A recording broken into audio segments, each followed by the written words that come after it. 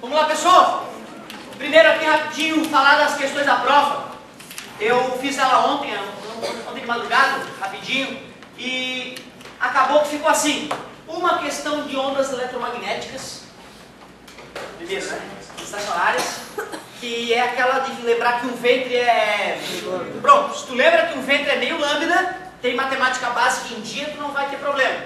Além do vejo que uma lambda faz, né, que toda questão que envolve ondas acaba sendo útil, tem aquela fórmula de Taylor que diz que a velocidade é igual a raiz quadrada de força sobre μ. Se quadruplica a força, dobra a velocidade. E se eu te falo, por exemplo, que a velocidade, que o lambda é constante, então se eu dobrei a força na corda, quadrupliquei a força na corda, a velocidade dobrou. E se a velocidade dobrou e eu estou afirmando que o lambda é constante, então a frequência dobra. Ah, é por isso que no violão, quando a gente aperta a corda, fica mais alto o som, a frequência aumenta, fica mais agudo. Faz sentido, as equações, né, confirmam isso plenamente. Porque na questão de acústica, né, que na verdade a acústica o cara usa um instrumento com ondas estacionárias, né, então elas são intimamente ligadas. Na parte de acústica tem que ter essa noção, que a altura é o que do som?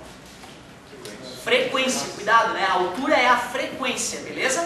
Tá? E a altura no nosso dia a dia a gente usa como intensidade, toma cuidado com isso. Então, além da questãozinha de ondas estacionárias que tu usa o veja que uma lambda faz e a fórmula de Taylor, e tem que lembrar que cada ventre é meio lambda, vocês me mostraram que sabem disso, tem a parte acústica, que vai uma questãozinha de somatória de acústica muito bonita, que tem que saber essa história, né? O que é o timbre, o que é... Aliás, timbre serve para quê mesmo? Parabéns, diferenciar a origem, não é isso? O timbre é o que nos permite diferenciar a origem do som. Se bem que tinha um item sobre timbre ali que estava meio esquisito, para ninguém, né, ter dificuldades, eu eliminei ele também, até porque eu não quero pegar ninguém, eu quero honestidade, eu quero que tu venha para a prova preparado para ela e não tenha surpresa. Até porque no vestibular a gente sabe o que vai cair, né, cara? O cara sabe o que vai cair, não tem jeito. Depois do vestibular, pega as provas de física do ano e compara com o teu vestibular. Tu vai ver que praticamente toda a questão foi pontuada ao longo do ano, certo? Onda estacionária está light, acústica é uma questão bem tranquilinha. Ondas eletromagnéticas a gente viu basicamente na aula passada, os itens da prova. Hoje nós vamos revisar, então tenho certeza que vai ficar bem fresquinho aí, tá mais nessa área aqui, as questões da prova. E claro, é importante dar uma palhinha naquele final ali. Em Física C, por bobagem minha mesmo, acabou ficando uma questão só. Eu tive problema com uma figura lá de compatibilidade, bem a questão de Kirchhoff, tu vê? Não fica triste, tá?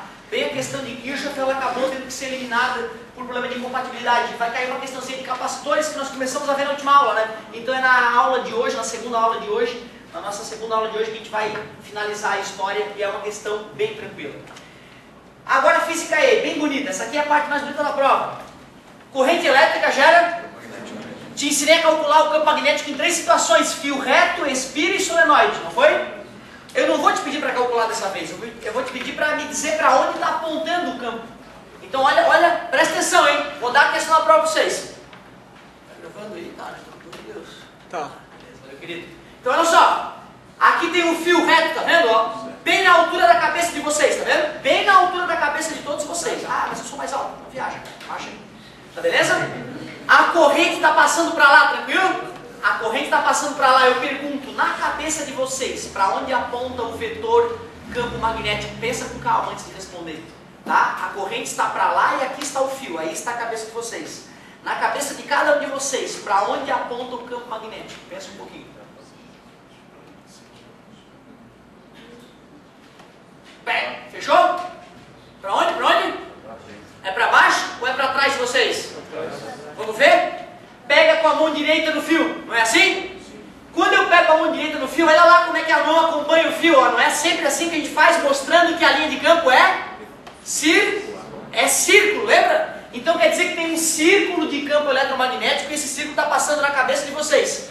Mas o vetor campo magnético não é sempre tangente à trajetória? Então aqui em cima ele é assim, ó. Na cabeça de vocês ele é para baixo mesmo. Embaixo do fio ele é para o quadro, ó. Aqui no quadro ele é para cima.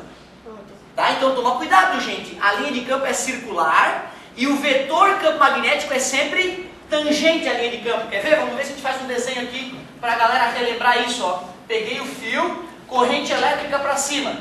Ó, Então as linhas de campo são circulares, no início mais próximas umas das outras, depois mais afastado porque o campo está ficando fraco, não é isso?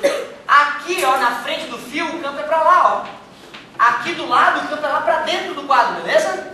Para dentro do quadro, tangente. Esse lá, ó, é para o lado e aqui é apontando para vocês. Tudo bem para vocês? Então toma cuidado, ó. A linha é esférica. Nessa parte aqui o campo aponta para lá. Nessa linha daqui o campo aponta para lá. Lá atrás o campo aponta aqui. E nessa região daqui o campo está apontando para vocês. Beleza? Agora deu para visualizar? O fio aqui, corrente para lá, linha de campo circular. Na cabeça de vocês é para baixo. Concorda comigo? Se tu consegue visualizar isso, tu vai ter grande chance de matar essa questão que é a mais bonitinha da prova. Outra, se um campo magnético aponta para lá e outro de mesma intensidade aponta para lá, tá zero, né? Porque são vetores, não é isso? Tranquilinho, bem light. Então, peraí. Se um fio com corrente elétrica gera campo magnético, e nós vimos que uma partícula carregada passeando em campo magnético pode sofrer a ação de uma força, não é isso? Que é a força eletromagnética. Concordas? Eletromagnética. Então vamos ver, como é que é a força eletromagnética em dois fios, um do lado do outro, caso a corrente elétrica tenha o mesmo sentido? A força é atrativa ou repulsiva? Decoraram ou pensaram? Uma coisa tu pensa, né? Usa uma regrinha, depois usa outra regrinha, lembra? A outra regrinha e vê para onde é que é a força. Eu prefiro que não decore, prefiro que chegue na hora e tire ele. Corrente real. Sempre que eu falo I é convencional. Sempre pensa na convencional. Vamos ver? Pega um dos fios com a mão direita, regra convencional. Isso quer dizer que o campo magnético no fio da direita está entrando. Agora esquece o fio da esquerda, que já analisou o campo magnético gerado por ele, e usa outra regra. Quem é esse? Força, esse aqui. Velocidade, sobrou quem? Campo magnético, muito obrigado. Então o campo magnético está apontando para dentro do quadro, o dedão é a carona, é a velocidade da partícula que é a corrente. Olha lá para onde é que está a força. Empurrando um fio para cima do outro. Então quando as correntes são iguais, é atrativa. Quando as correntes têm sentidos opostos, repulsiva. Certo? Mas tu viu o que eu te disse? Se tu aprende um mecanismo para achar a resposta, tu tem ela para sempre. Se tu decora, é possível que na semana seguinte tu esqueça. Tá? Então essas ideias são as que eu vou cobrar na questão de física aí nessa primeira parte. Então, na verdade, ó, isso aqui é da mesma questão. Força eletromagnética e campo magnético gerado por corrente elétrica. Regra da mão direita e regra da mão direita modificada. Certo? Com isso tu mata essa questãozinha. Lei de Lenz. É fácil a questão, mas presta atenção na lei.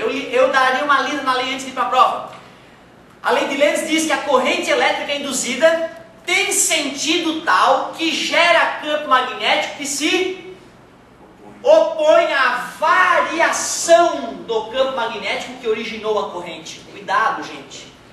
Eu posso dizer que o campo magnético gerado pela corrente induzida é sempre oposto ao campo que a gerou?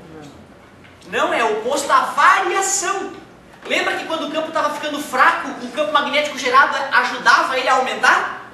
Então cuidado, hein? De novo, a corrente elétrica induzida tem um sentido tal que se opõe a quem? A variação do fluxo magnético, do campo magnético. Então cuidado, às vezes o aluno decora que se opõe, mas ele não sabe se opõe a quem. Aí ele acha que se opõe sempre ao campo, que se o campo é para lá, o outro vai ser no sentido oposto. Não. Se o campo que está gerando a corrente é para lá e está aumentando, eu vou querer diminuir. Se o campo que gerou a corrente é para lá, mas está diminuindo, aí eu vou querer aumentar, eu vou ajudar. Então cuidado, a corrente induzida gera campo magnético que se... A quem? Variação do fluxo magnético, do campo magnético, tanto faz. Tá? Então toma cuidado com isso, que eu brinquei com isso na questão, né, para ver se a galera tá ligada nessa parte. Tá? Então a questãozinha de ABCD da lei de Lenz, se tu tiver com a lei bem entendida na tua cabeça, não vai ter problema. Vou cortar o videozinho aqui porque hoje eu estou prolixo demais e vamos para a matéria em si. Tomara que eu consiga dessa vez, né?